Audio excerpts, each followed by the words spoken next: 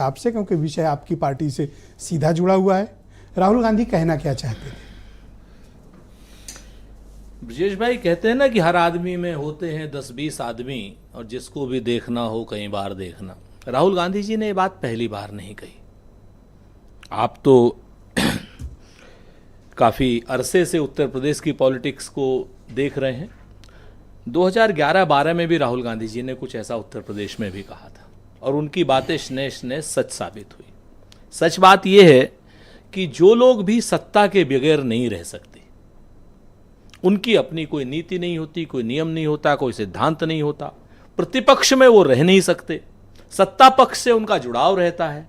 तो ये जितने सूरजमुखी के फूल हैं, जो सूरज की तरफ देख करके ही अपना काम चलाते हैं, तो ऐसे लोगों के लिए राहुल गांधी जी ने कहा है, और ऐसे लोगों को आप अच्छी तरीके से जानते भी हैं, मानते भी हैं। यहां पर मैं अपनी पार्टी के अलावा एक अधिवेशन की मैं आपसे चर्चा करूं। सुनील भाई यहां बैठे हुए हैं, आगरा का सम्मेलन था इनकी समाजवादी पार्टी की राष्ट्रीय कार्यकारिणी का। जनेश्वर मिश्रा जी का भाषण था।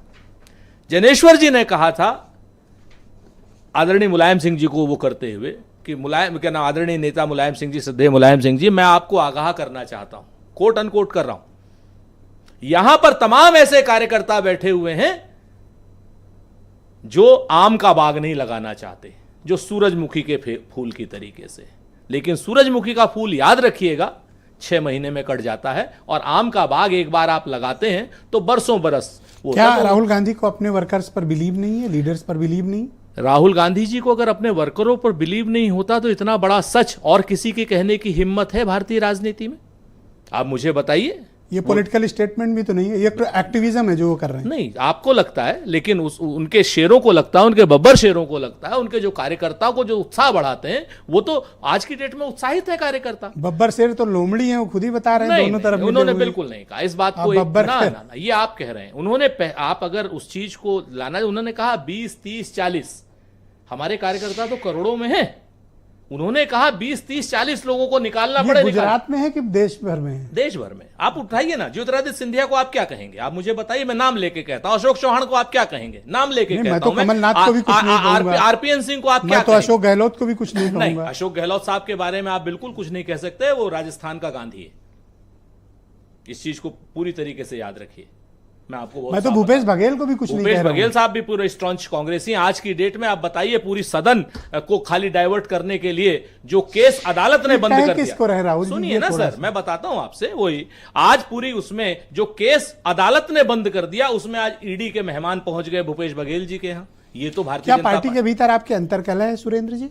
अगर आप कुछ जो सत्ता परक जो सूरजमुखी के पौधे हैं, अगर आप उनको ये मानते हैं कि वो कोई कलह पैदा कर सकते हैं, तो जो शख्स हमारे यहां पर छुप करके काम कर रहा होगा, वो कलह क्या पैदा करेगा? निकाल दीजिए, आपके पास तो अथॉरिटी है। निकालते भी जाएंगे, ऐसी बात नहीं है। ये भी तो डर भी तो होगा कि कहीं टूट ना हो जाए। नहीं, ये चॉइस ऑफ, देखिए एक चीज बहुत स्पष्ट जान लीजिए, राहुल गांधी वो शख्स हैं जो निडर हैं, और जो अपने कमिटमेंट पर बात करते हैं, जो जाति जनगणना की बात करते हैं, संविधान बचाने की बात करते हैं, जो है आरक्षण बचाने की बात करते हैं, लेटरल एंट्री को खत्म करने की बात करते हैं, जो हमेशा बात करते हैं आज की डेट में जो टैरिफ, अपनी कमजोरी को बाजार पे खड़े होकर सार्वजनिक तौर पर बोलना राजनीतिक रूप से घातक भी होता है। ऐसा कोई स्टेट्समैन ही ऐसा काम कर सकता है जो अपनी कमजोरी को खुलेआम, नॉन पॉलिटिकल भी तो जो आदमी डरपोक होगा वही इसके जो है ऊपर नीचे की ऐसे आदमी को नॉन पॉलिटिकल, ऐसे आदमी को स्टेट्समैन कहा जाता है। ऐसे आदमी को एक्टिविस्ट भी तो कह सकते हैं। राहुल गांधी जैसे आदमी को स्टेट्समैन कहा जाता है, इस चीज को याद रखिए। ये राजनीति का परिपक्वता भी हो सकती है। नहीं, राहुल आवेश में, जोश में, जुनून में नहीं। आप गांधी से उठाइए,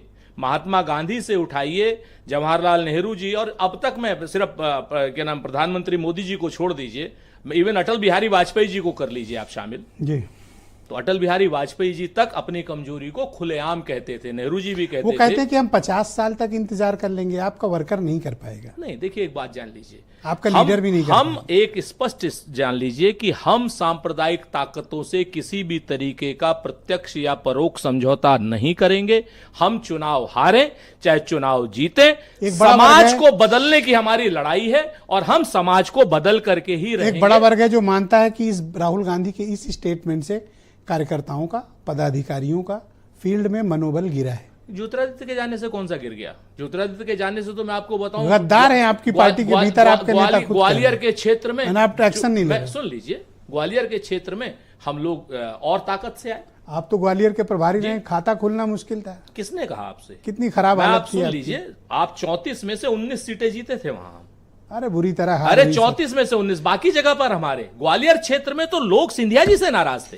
हीरो वाजपेयी जी को बुलाना चाहिए। आप हीरो वाजपेयी जी हमारे मित्र हैं, हीरो वाजपेयी जी को कहने दीजिए, तो पार्टी का हमारे आंतरिक मामला है, इसमें तो हमारी आपकी डिबेट होनी चाहिए थी। आप बाकी सब लोगों को नहीं, करिए, जिन्होंने प्लान किया है आपके यहाँ लोग, हम उनसे तो पूछें, मजा लीजिए उनसे पूछताछ होनी चाहिए कि अरे नहीं? सर, आप डिबेट नहीं, आज मजा लेने के, सीएम ऑफिस से आज मजा लेने के लिए फोन आया है। अच्छा, तो चलो जो अकबर रोड से फोन आया है उसके बारे में थोड़ा बात कर लेते हैं, या 10 जनपद से कुछ सवाल आए हैं कि 10 जनपद निकाय